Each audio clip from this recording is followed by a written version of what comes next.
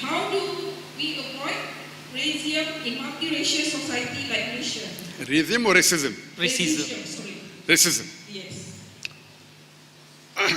This is the question about Surah Hujurat, chapter 49, verse number 13. And does it talk about supremacy of Islam? I'll give the translation of that verse. Surah Hujurat, chapter 49, verse number 13 says, Ya ayyuhan nasu inna khalaqnakum zakrin wa unsa wa jalnakum shu'uban wa qaba'ila lita'arafu inna akramakum indallahi atqakum innallaha alimun khabir, which means, O humankind, we have divided you into nations and tribes, so that you shall recognize each other, not that you shall despise each other. And the most honored in the sight of Allah subhanahu wa ta'ala is the person who has taqwa. This verse of the Quran doesn't talk about supremacy of Islam. It talks about that all human beings are equal in the sight of Allah. It doesn't talk about supremacy of Islam. It talks all human beings, Allah has divided them into nations and tribes. Otherwise, Surah Rum chapter 30 verse 21 says, Allah has made you into different colors and different languages. So all this is so that you recognize each other, not that you shall fight each other. That means, according to this verse, sex is not the criteria for one human being to be superior to the other human being. Wealth is not the criteria for one human being to be superior over the other human being. The color of the skin is not the criteria. The age is not the criteria. The only criteria is taqwa, God consciousness. So here Allah is talking about all human beings are equal, whether black, white, brown, yellow, whether rich, whether poor, whether king, whether pauper. Whichever part you stay, whether in America, whether Malaysia, whether India, whether Pakistan, whichever part you stay, all are equal. The only criteria that can make you superior is taqwa, God consciousness, piety.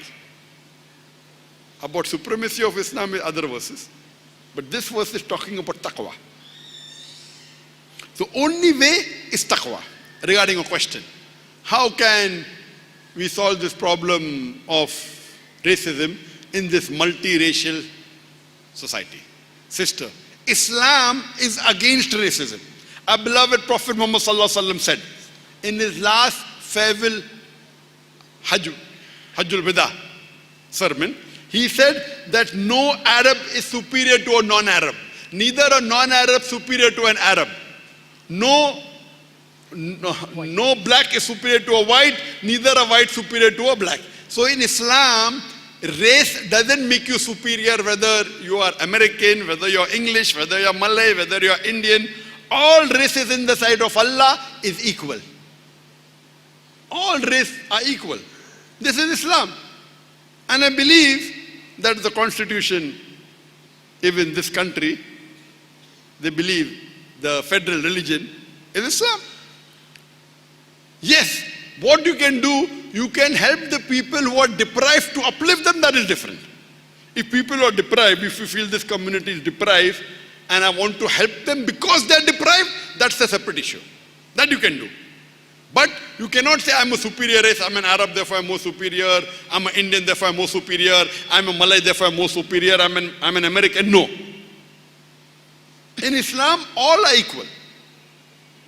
All human beings are equal, but it doesn't end there. It says that highest is taqwa. And we follow the guidelines of Allah subhanahu wa ta'ala. You cannot say all are equal and then you start doing things which are not correct. You can't go and rape someone saying we are equal. You cannot make prostitution common. Cannot make drug addiction allowed. All these are guidelines laid by Allah. That means human beings are equal, but you don't allow them to spoil the society. So the guidelines for the society is the glorious Quran.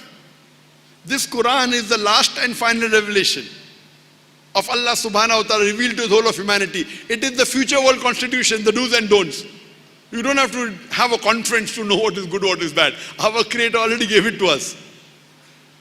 Only thing what you have to do is you have to study it and implement it. Study this, study the seerah of the Prophet, study the hadith of the Prophet, and all the replies are there. Quran has the solution to the problems of humanity. So if you know that there is a problem in society, whether it be American society, whether UK society, whether Indian society, whether Malay society, whether Saudi society, check it with the Quran. If you are following the rules of the Quran, then that problem will be solved. If you go against the teachings of the Quran, the problem will be there. This Quran has the solution to the problems of humanity. It is so easy. But if we Muslims have faith in Allah and His Rasul, we will be top of the world. Today, we want to satisfy other people rather than satisfy Allah and His Rasul. Today, we are more knowing what will the UN tell us. What will this country think about me? You are more bothered about what will others think about me. You are more bothered about pleasing others than pleasing Allah and His Rasul. If you please Allah and His Rasul, irrespective, you have problems in this world, your akhirah would be Jannah.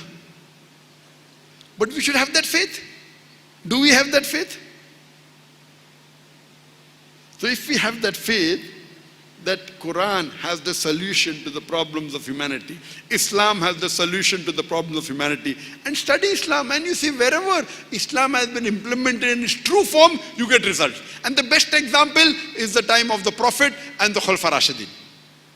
You know, the people, the non-Muslims, they invited the Khalifa, Hazrat Umar and others, come and attack our place and remove our ruler so that we have a benevolent ruler like you. And people say Islam was spread by the sword.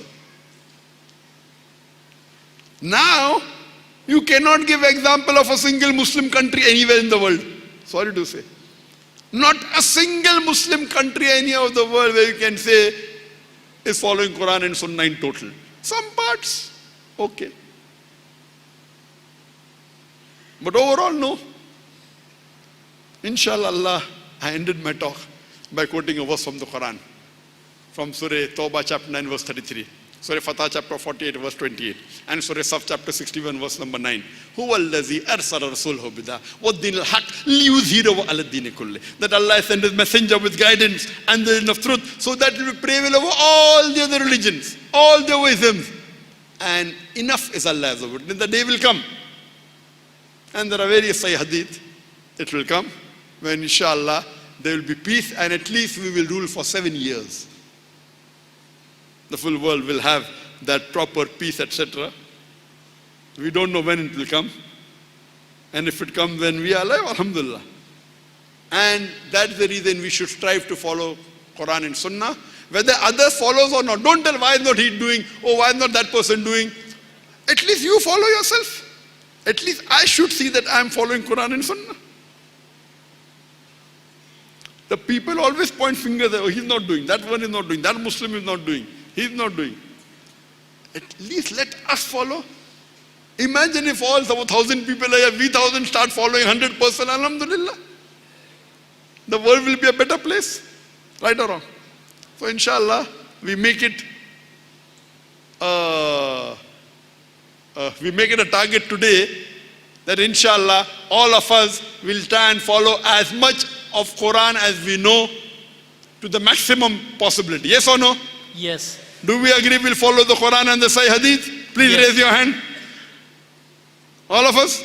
MashaAllah. And we pray to Allah subhanahu wa ta'ala, may He give us the hidayah and the guidance so that we stick to the Quran and Sahih Hadith. Hope that answers the question.